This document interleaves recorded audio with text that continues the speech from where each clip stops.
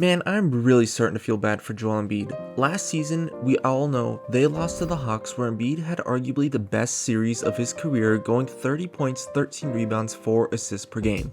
This whole offseason, he has had to deal with the Ben Simmons situation and the distraction that caused from the team.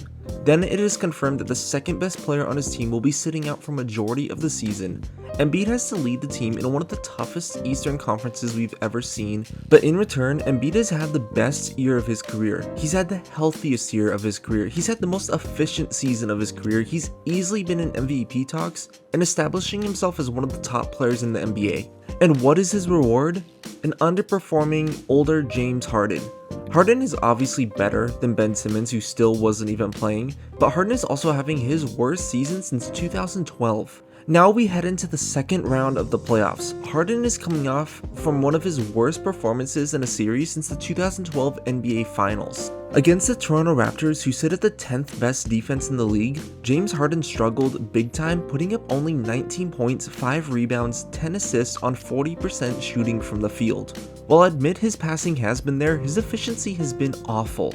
So the man that was supposed to be Embiid's partner in crime really has not been showing up, and to be honest, this series was only a few plays away from looking incredibly different.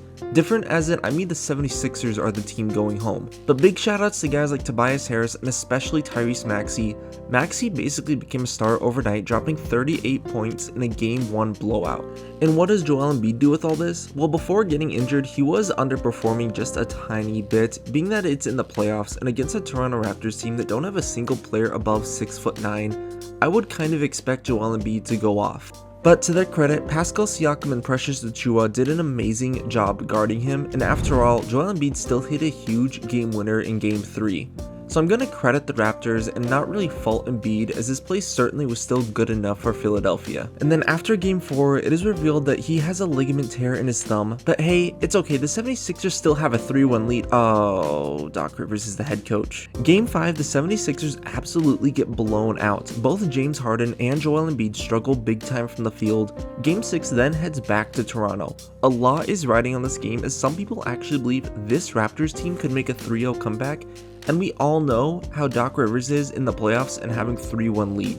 Things remain pretty close up until halftime, until the 76ers outscore the Raptors 70-36 in the second half, with Harden, Embiid, Maxey, and Harris all having some of the best games of the series. And then they're up by 29 points with 4 minutes left. Joel Embiid, for whatever reason, is still on the court. He suffers an orbital fracture and a concussion, ruling him out indefinitely. Why is the best player on your team, and why is one of the best players in the world, why is he still on the court with 4 minutes left when you have a 30-point lead? This single decision may have been the one to doom the Philadelphia 76ers. This current team without Joel Embiid is not a contender. Without Joel, they probably aren't even going to beat the Raptors. This was supposed to be Embiid's year. This is one of the best chances he has ever had to make the finals. This is one of the most talented teams, and as critical as I am of Harden and Philly, Harden is still one of the best teammates, probably even the best teammates he's had, depending on how you want to rank Jimmy Butler. So yeah, I am starting to feel pretty bad for Embiid with how everything has basically collapsed around him in the playoffs and how his constant injury issues are still coming up. But even if Joel Embiid was completely healthy, I'm still not 100% sure on how it would have worked out in the second round. Now they're going up against a Miami Heat team with a top 5 defense who just locked up Trae Young to have more turnovers than shots made. While many were doubting Miami going into the playoffs, the Heat had an incredibly impressive first round. If they can make Trae Young play that bad, I can't imagine what they're going to do to James Harden or Joel Embiid if he returns. While a healthy Joel Embiid still makes them a contender, I just don't know if I see them beating a team like Miami, let alone a defensive juggernaut like Boston or even a healthy Milwaukee Bucks.